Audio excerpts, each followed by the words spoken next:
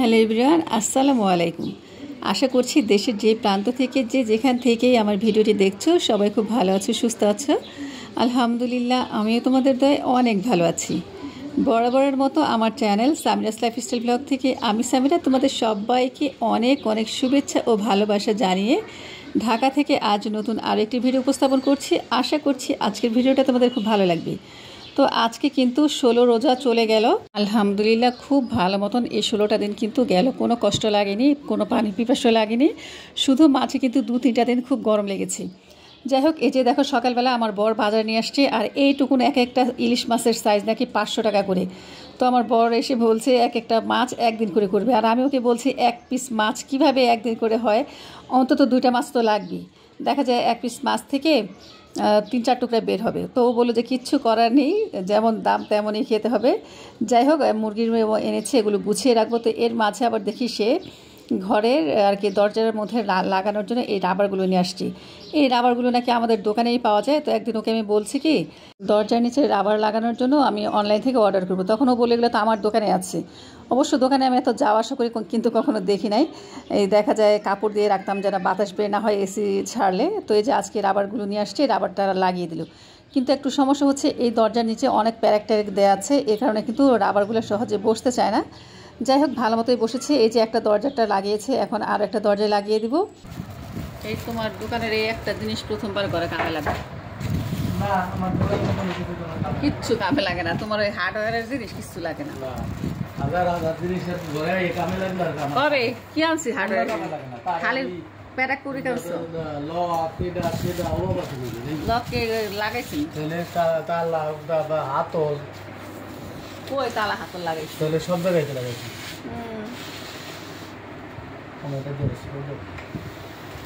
এই দরজার মধ্যে কিন্তু রাবারটা একদম ঠিকঠাক লেগে গেছে, অন্য দরজার মধ্যে কিন্তু একটুখানি কেটে ফেলে লাগছে। আর আমি দেখো ইলিশ মাছ কিন্তু সবসময় এভাবে একটা প্যাকেট দিয়ে পেঁচিয়ে রাখি, কোনো আর কি কেটে রাখি না, কেটে রাখলে মাছের স্বাদ নষ্ট হয়ে যায়।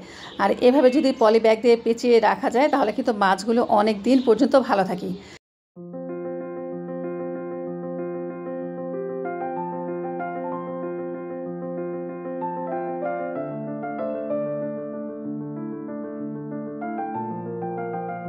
একটা আমি রেখে দিয়েছি, আজকে রান্না করব, আর 4টা এভাবে রেখে দেবো, এবার যখন ইচ্ছে তখন কিন্তু খাওয়া যাবে। আর এখানে ফার্মের মুরগি এনেছে 4টা, এই মুরগিগুলো এখন আর কি রেখে দিব, আজকে আর কিছুই করব না। মাছের সাথে কিন্তু সবজিও এনেছে। আসলে রোজার মাসে কিন্তু আমাদের একদম তরকারি কম খাওয়া হয়।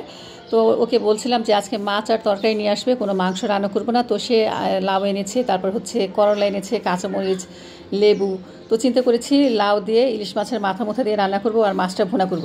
একটু দেখা যায় ভুনা ভানি হলে কিন্তু খেতে বেশ ভালোই লাগে। আর এদিক দিয়ে তাসিম মাদ্রাসা থেকে চলে আসছে, এখন বলছে ক্ষুধা লাগছে। ওকে বললাম ভাত খাও, সে ভাত খাবে না। পরে বললাম যে চকস খাবে নাকি, দুধ দিয়ে দিব? বলে যে হ্যাঁ দাও। ফ্রিজে দুধ রাখা ছিল, তো ওভেনে গরম করে দিলাম, আর একটু চকস দিয়ে একটু চিনি দিয়ে দুধ দিয়ে গুলিয়ে দিলাম। তো সে তো মহা খুশি, এসে বলছে দুধের কালারটা দেখছে চেঞ্জ হয়ে গেছে, তুমি কি হরলিক্স দিচ্ছ? আমি বলি যে না, হরলিক্স দিই নেই। আসলে চকসের তো নিজস্ব একটা কালার আছে, আর অনেক বাচ্চারাই কিন্তু চকস দিয়ে দুধ খেতে বেশি পছন্দ করে। এমনি দেখা যায় অনেক বাচ্চারা দুধ খেতে চায় না, যদি চকস দেওয়া যায় দেখবা চটপট করে খেয়ে নেয়। এই যে দেখো, সে বলছে বেশ ভালো লাগছে।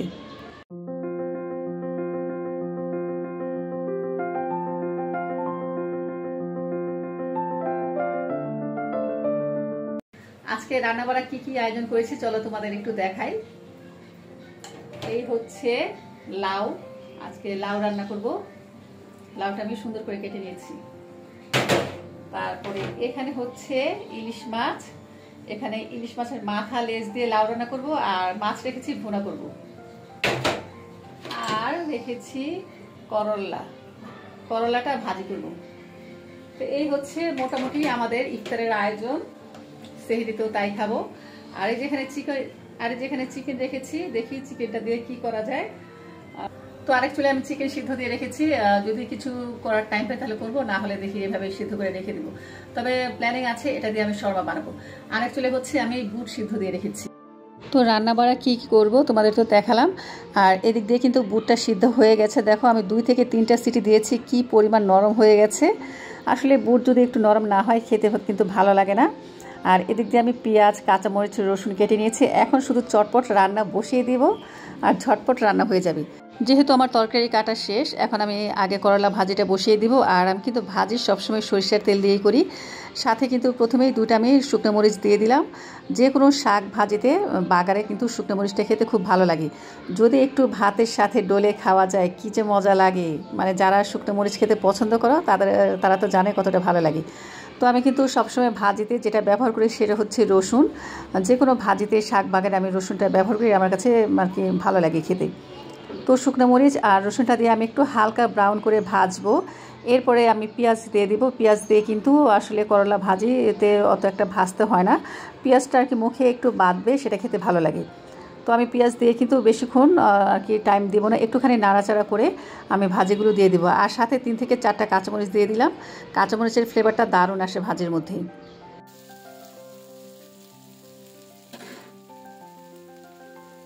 পেঁয়াজ, কাঁচামরিচ, রসুন একটুখানি ভাজা ভাজা হওয়ার পরে কিন্তু আমি করলা ভাজি দিয়ে দিলাম। সাথে আমি ছোটো সাইজের একটা আলু কুচি করে দিয়েছি, এতে করে কিন্তু ভাজিটা খেতে ভালো লাগে। আর দিয়ে দিলাম এখানে স্বাদ মতো লবণ। এখন আমি হালকা একটুখানি পানি অ্যাড করব। তো করলা ভাজির কিন্তু এটা একটা টেকনিক, যাদের ভাজি তিতা হয়ে যায় বা কালো কালো হয়ে যায়, আমি বলবো তোমরা যদি এই টেকনিকটা ফলো করো তোমাদের কিন্তু আর এই সমস্যাটা থাকবে না। তো এই যে দেখো, ভাজি আর কি চুলায় দেওয়ার পরে কিন্তু জাস্ট হাফ কাপের মতন একটুখানি পানি দিয়ে দিলেই হবে। এতে করে কিন্তু আর কোনো নাড়াচাড়াও দিতে হবে না, জাস্ট যে এখন একটু নাড়াচাড়া করে দিলাম। আর এই পানির মধ্যেই কিন্তু অটো দেখবা আর কি ভাজিটা সেদ্ধ হয়ে গেছে। আর চুলার আঁচটা কিন্তু অবশ্যই মিডিয়ামে রাখতে হবে, একদম লোতে রাখলেও হবে না, আবার হাই হিটে রাখলেও ভাজিটা পুড়ে যাবে। তো দেখো আমার আর কি ভাজি থেকে কিন্তু খুব সুন্দর পানিটা শুষে গেছে। আর এদিক দিয়ে কিন্তু করলা, আলু সব কিছু খুব ভালো মতন সেদ্ধ হয়ে গেছে। তো এখন শুধু একটুখানি পানিটা শুকিয়ে ভাজা ভাজা করব, এরপর ভাজিটা নামিয়ে ফেলবো। দেখো কালারটা কত সুন্দর আছে।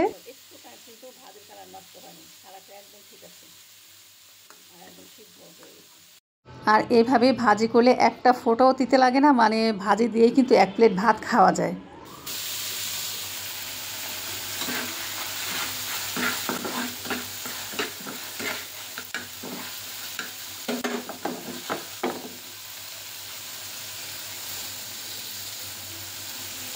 তো আরেক চুলায় আমি বুট ভুনা করে নিচ্ছি। আর বুট ভুনা করার জন্য কিন্তু আলুটা আমি চটকে দিয়েছি বুটের সাথে। আমি কিন্তু খুব সিম্পলভাবে বুট ভুনা করি, কিন্তু খেতে মাশাআল্লাহ অনেক ভালো লাগে। তো আমি যেভাবে করি, প্রথমে একটু আর কি তেল দেই, সরিষার তেল হোক বা সয়াবিন তেল হোক, তবে সরিষার তেল দিলে আমার কাছে ভালো লাগে বেশি।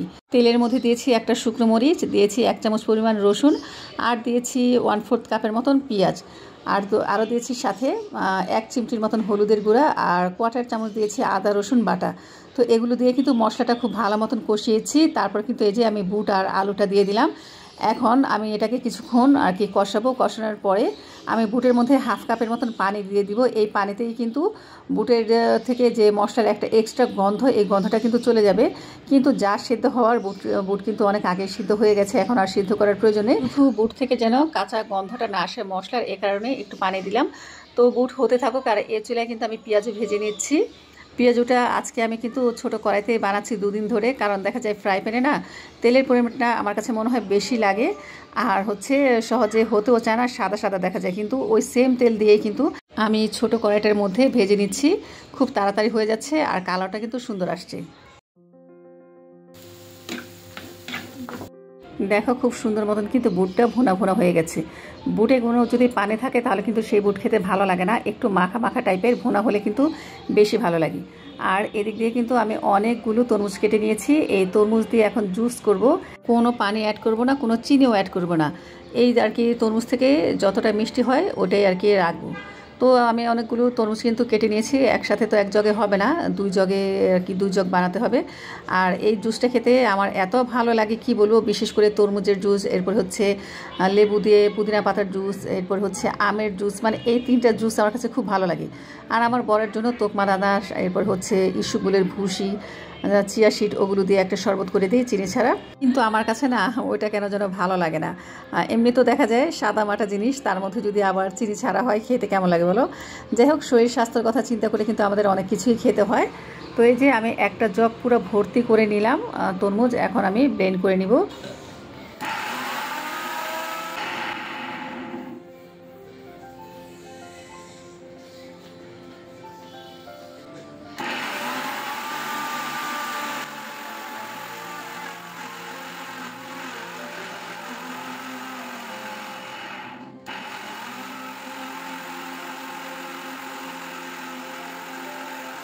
দেখো খুব সহজে কিন্তু ঝটপট আমার তরমুজের জুস হয়ে গেল।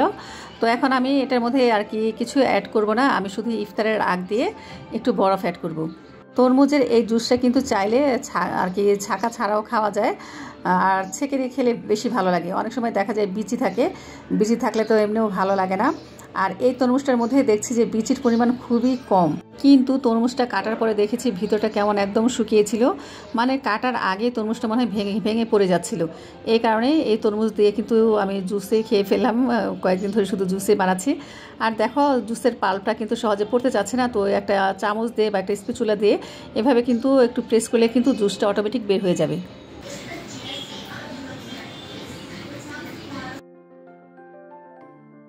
তরমুজের জুস করে কিন্তু ফ্রিজে রেখে দিয়েছি। আর আমার এদিক দিয়ে ইফতারি ভাজা কমপ্লিট, রান্নাও বসিয়ে দিয়েছি। তো এদিক দিয়ে কিন্তু আমার বর চলে আসছে, ও আসার সময় ফল নিয়ে আসছে। কয়েকদিন ধরে কিন্তু ফল শেষ হয়ে গিয়েছিল, শুধু আপেল ছিল আর হচ্ছে তরমুজ ছিল। তো আজকে সে আপেল এনেছে, মালটা এনেছে, আর এনেছে একদম চিকন চিকন জিলাপি আর হচ্ছে বুরিন্দা। বুরিন্দাটা আমি মুড়ি মাখা দিয়ে খেতে পছন্দ করি, আর জিলাপির কথা নাকি নাফি বলে দিচ্ছে ওর আবার জিলাপি খেতে পছন্দ। তো এগুলো এখন আমি গুছিয়ে নিব ইফতারিতে। আর এনেছে হালিম, হালিমের কথা কিন্তু বলি নাই, গতকালও এনেছে আজকেও এনেছে। হালিম দিয়ে মুড়ি মাখা খেতে কিন্তু আমার দোনো মেয়েই পছন্দ করে, আমার কাছেও ভালো লাগে মোটামুটি। তো আমার ফলের ঝুড়িটা কিন্তু খালি হয়ে গিয়েছিল, ওই যে এখন রেখে দেবো। আর ডিম কিন্তু এনেছে, ডিমগুলো ফ্রিজে রেখে দিয়েছি। আসলে দেখা যায় এখন কিন্তু প্রচুর গরম পড়ে গেছে, আর ডিম যদি এভাবে রেখে দিই খোলা জায়গায় ভালো থাকে না, কেমন যেন আর কি একটু পানসে পানসে হয়ে যায়। এই কারণে আর কি ডিমের বক্স ধরে ফ্রিজে রেখে দিলাম, আর এই বক্সটা খালি পড়ে আছে। ইফতারের সময় কিন্তু হয়ে আসছে, এখন ঘড়িতে 6টার মতো বাজে, আর 10 মিনিট বাকি আছে। তো ভাবলাম এখন টেবিলে সব কিছু সাজিয়ে ফেলি। তো এই যে বরফ অ্যাড করব, আর এই পাতিলের মধ্যে কিন্তু আমি জুসটা ছেঁকেছিলাম, তাই ভাবলাম পাতিলের মধ্যেই বরফ কুচিটা নিয়ে নিই। আর একটু আবার দেখা যায় শরবতটা এটার মধ্যে ঢেলে আপ ডাউন করে তারপর গ্লাসে ঢেলে দিব। তো অনেকটা পরিমাণ কিন্তু বরফ কুচি নিয়েছি। আমার এই ফ্রিজের মধ্যে কিন্তু সুবিধা আছে, চাইলে কিন্তু গোটা গোটা বরফও নেওয়া যায়, আবার ক্রাশ করে নেওয়া যায়। তো যেহেতু জুসের সাথে করব আমি ক্রাশ করে সবসময় নেই। তো পুরো বরফের মধ্যে কিন্তু আমি জুসটা ঢেলে দিলাম। আর জুসের কালারটা মাশাআল্লাহ এত সুন্দর লাগছে, কোনো এখানে কিন্তু কৃত্রিম কালার নেই বা অন্য কিছু নেই, শুধু একদম পিওর ওয়াটারমেলন জুস। এটার সাথে কৃত্রিম কোনো চিনিও নেই। আসলে ইফতারিতে এরকম বরফ দেওয়া যদি এক গ্লাস জুস খাওয়া যায়, মনটা প্রাণ কিন্তু অটোমেটিক ঠান্ডা হয়ে যায়, শীতল হয়ে যায়, মানে কী যে ভালো লাগে। আমার কাছে তো মানে খুবই ভালো লাগে। আমি দেখা যায় সারা রমজান মাস এভাবে বরফ দিয়ে কিন্তু শরবত খাই। আলহামদুলিল্লাহ, আল্লাহ তাআলা খুব ভালো রেখেছে। অনেকের দেখা যায় বরফ খেলেই ঠান্ডা লেগে যায়, তো মাঝে মাঝে আমারও এমন হয়, হঠাৎ করে গরম থেকে আসলে কিন্তু ঠান্ডা লেগে যায়। কিন্তু আমি দেখেছি রমজান মাসে আমি যত বরফ খাই না কেন, আলহামদুলিল্লাহ আল্লাহর রহমতে কিন্তু আমার কিছুই হয় না। আল্লাহ খুব আর কি ভালো রেখেছে। তো এই যে এখন আমি গ্লাসে গ্লাসে ঢেলে নিব। আর দেখো ঢালতে যেয়ে একটু পড়ে যাচ্ছে।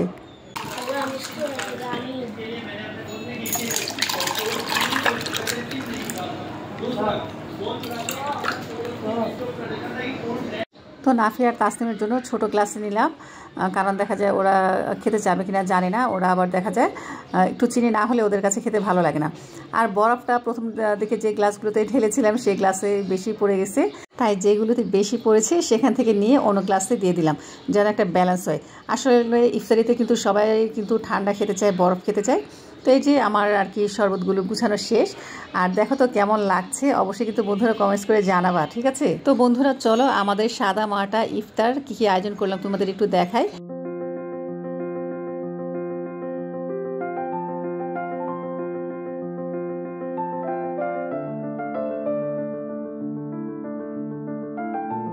তো আজানের আর মাত্র 2 থেকে 3 মিনিট সময় বাকি আছে, এখন আমরা সবাই আজানের জন্য অপেক্ষা করছি।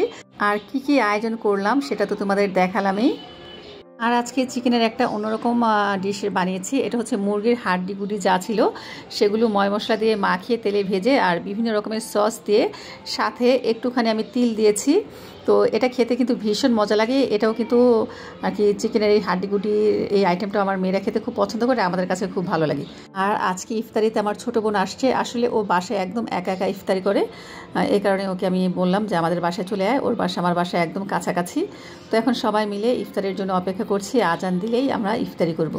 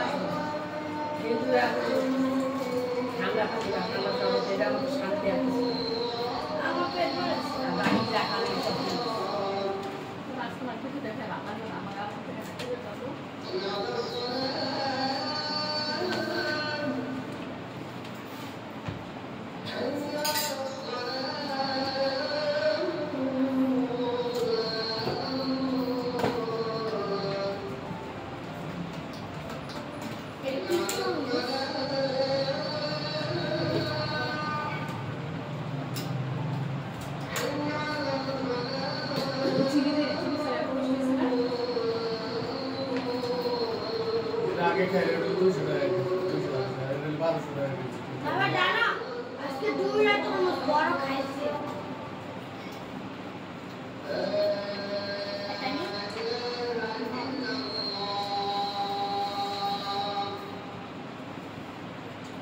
তো সবাই মহান আল্লাহ তাআলার নামে ইফতারি শুরু করলাম। আর আমরা কিন্তু ছোলা বুটটা পরে খাই নামাজ শেষ করে। আর তোমাদের একটা সুখবর জানাই, আমার ভাগ্নি আসছিল কয়েকদিন আগে অস্ট্রেলিয়া থেকে, তোমরা সবাই জানো। ও কিন্তু মূলত পরীক্ষা দেওয়ার জন্য আসছিল। আর ও যেদিন আসছে তার পরের দিনে কিন্তু ওর অনার্স ফাইনাল ইয়ারের পরীক্ষা ছিল। তো একদম পড়ালেখা না করে ও কিন্তু যেদিন ঢাকায় আসছে, যেদিন পরীক্ষা শুরু হবে তার আগের দিন রাতে বই কিনে এনে শুধু রাতে একটু রিভিশন দিয়েছে। তো এই পড়ালেখায় আলহামদুলিল্লাহ ও খুব ভালো রেজাল্ট করেছে, পাশ করেছে। ও আমাকে ফোন দিয়ে জানিয়েছে, আমার হাজব্যান্ডকে ফোন দিয়ে জানিয়েছে, মানে খুব খুশি, আমরা খুব খুশি। তো তোমরা সবাই আমার ভাগ্নির জন্য দোয়া করো, আল্লাহ তাআলা ওর যেন সকল মনের ইচ্ছা পূরণ করে। তো ওর যেদিন পরীক্ষা শেষ হয়ে গেছে তার পরের দিনেই আবার অস্ট্রেলিয়া চলে গেছে, তোমরা অনেকেই দেখেছো। আসলে আমার ভাগ্নেদের আল্লাহ তাআলা এমন ব্রেন দিয়েছে, আসলে এটা গড গিফটেড, ছাড়া কিছুতেই সম্ভব হতো না, কোনো পড়ালেখা ছাড়া। অথচ যারা অনার্সে পড়ে তারা কত দেখা যায় প্রাইভেট পড়ে, তারপর হচ্ছে কত রকমের গাইড, কত পড়াশোনা করে, কিন্তু ও পড়ালেখা না করে একদম যেটা সত্যি কথা, কোনো পড়ালেখা ছাড়াই পাশ করে গেছে। দিনের বেলায় দেখা যায় ঘোরাঘুরি করেছে, তারপরে গেস্ট এসেছে, শ্বশুর বাড়ির লোকজন এসেছে, তাদের সাথে দেখা সাক্ষাৎ করেছে, কিন্তু রাত্রে একটুখানি পড়তো। এই পড়ালেখায় আলহামদুলিল্লাহ যা পাশ করেছে, আমরা সবাই অনেক খুশি। আল্লাহ তাআলার দরবারে কোটি কোটি শুকরিয়া জানাই। তো খাবারের টেবিল থেকেই তোমাদের কাছ থেকে বিদায় নিয়ে নিব। আমার কিন্তু রান্না বাড়া কমপ্লিট হয়ে গেছে। করলা ভাজি করেছি, লাউ দিয়ে, ইলিশ মাছের মাথা, কাঁকড়া লেজ দিয়ে রান্না করেছি, আর হচ্ছে ইলিশ মাছ ভুনা করেছি। তো বন্ধুরা, আজকের মতো ভিডিওটি এ পর্যন্ত। তোমরা সবাই ভালো থেকো, সুস্থ থেকো। আল্লাহ হাফিজ, আসসালামু আলাইকুম।